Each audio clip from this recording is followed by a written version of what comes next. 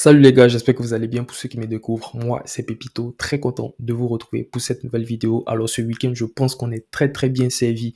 Déjà hier, le Real qui s'impose 5-1 face à Valence, ça a été un très beau match dont je vous mettrai le lien en bas de description pour ceux qui n'ont pas encore vu la vidéo. Et ce soir, Chelsea, Manchester City. Franchement, j'avais des doutes au début de ce match. Je me demandais si Chelsea était capable de rivaliser face à ce Manchester City-là.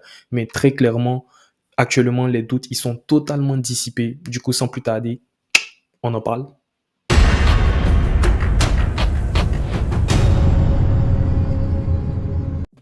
Franchement, cette équipe de Chelsea, je me posais beaucoup de questions avec elle. Je me demandais, est-ce que ce qu'ils ont pu produire face à Tottenham, ils pourront produire ce week-end encore face à Manchester City?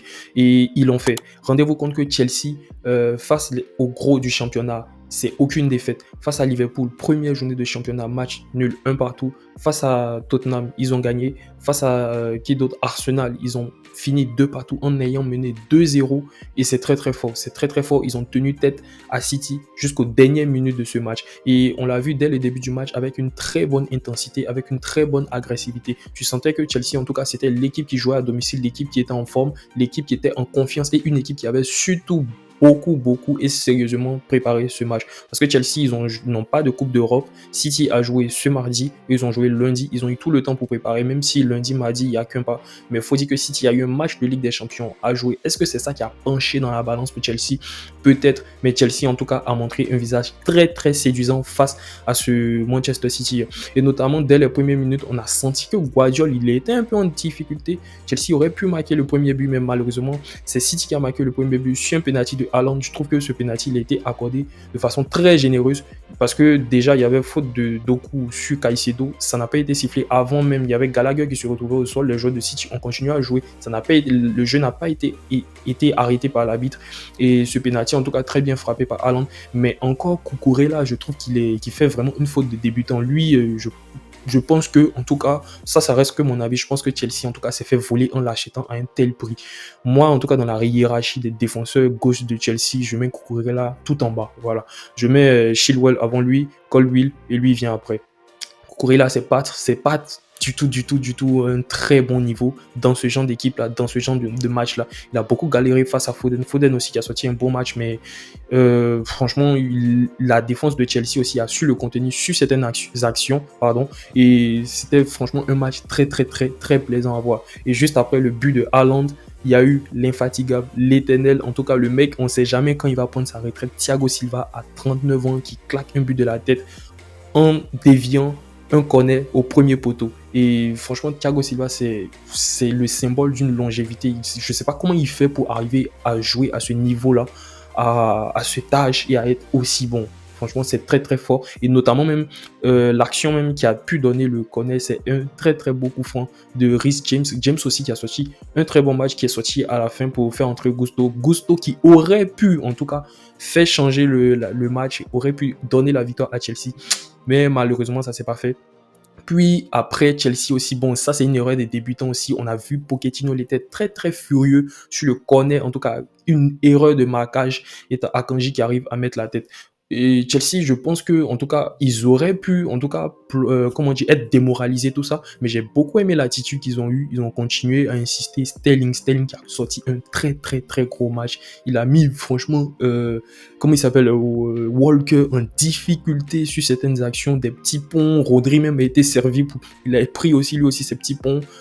Franchement, Sterling, il fait un très gros début de saison qui égalise. Mais du côté de l'attaque de Chelsea, Jackson, c'est très peu, c'est vraiment très peu. En tout cas, moi, dans l'effectif de Chelsea actuellement, en tout cas, de ce qui ressort de ce match, Jackson et Cucurella, c'est très en dessous du niveau des autres. Les autres, en tout cas, ils ont été bons. Enzo Fernandez, aussi un moins bon, voilà, je trouve qu'il est moins bon.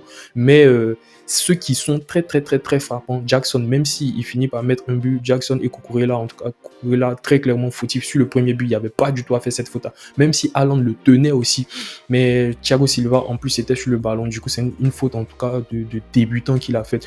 Et après, il y a eu la mi-temps. Franchement, la première mi-temps, elle a montré de très bonnes choses. Très honnêtement, je ne m'attendais pas à ce qu'il y ait encore 4 buts en deuxième mi-temps.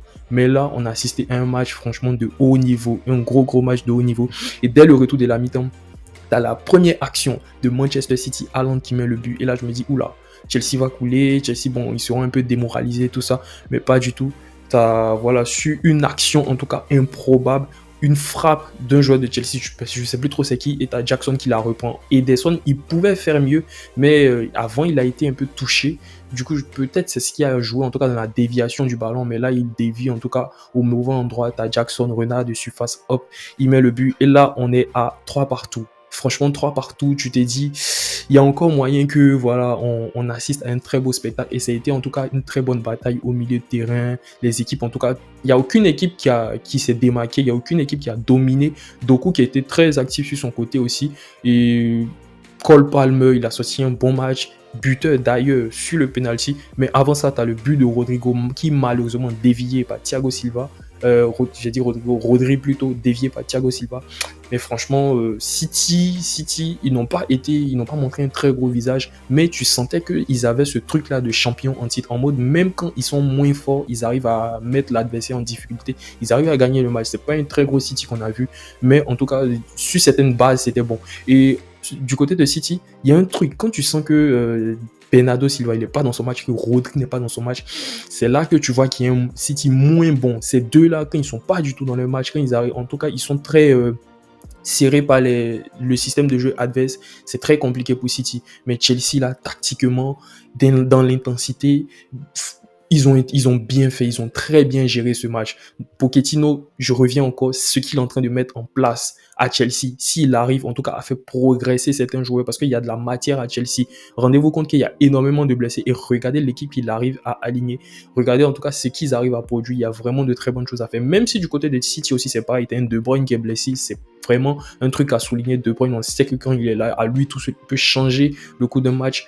Donc voilà quoi, City, c'est très gros, c'est très fort. Chelsea aussi, c'est très fort, très très fort pour eux d'avoir tenu tête, en tout cas à Cole Palmer et notamment Broja, en tout cas sur l'action du penalty, très très bon, très bonne feinte en tout cas pour orienter son ballon, pour se mettre en position de frappe. Diaz qui tombe dans le panneau penalty, Cole Palmer qui n'a pas tremblé face à son ancien club.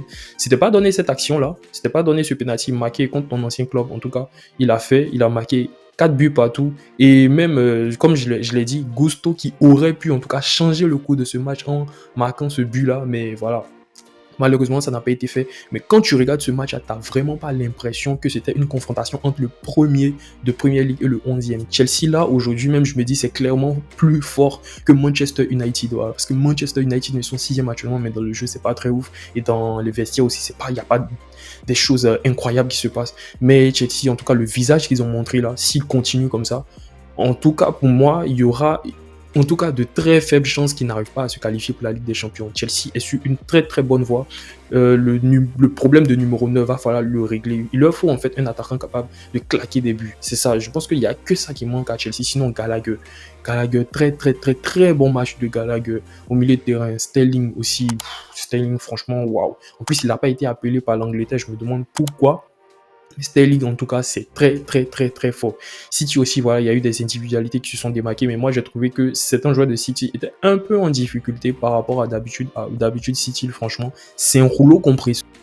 Et franchement, grâce à ce match nul de City face à Chelsea là, on voit que au niveau du classement, en tout cas, ça s'est resserré. Tu as Aston Villa 25 points, Tottenham 26 points, Arsenal et Liverpool 27 points, City qui a 28 points. Ça se joue franchement à 1 point. Et quand on sait que le prochain match de City, c'est face à Liverpool, j'ai hâte de voir, j'ai vraiment hâte de voir cette saison en Premier League. Je pense que la saison, en tout cas, sera très, très, très disputée. Et notamment Chelsea, en tout cas, je pense que c'est un avantage pour eux de ne pas disputer de Coupe d'Europe. Et voilà, j'ai hâte de voir ce que ça va donner. J'espère que vous avez aimé cette vidéo. Je compte sur vous pour péter le bouton de like. N'hésitez surtout pas à vous abonner. Et on se dit à très bientôt pour la prochaine pépite. Ciao.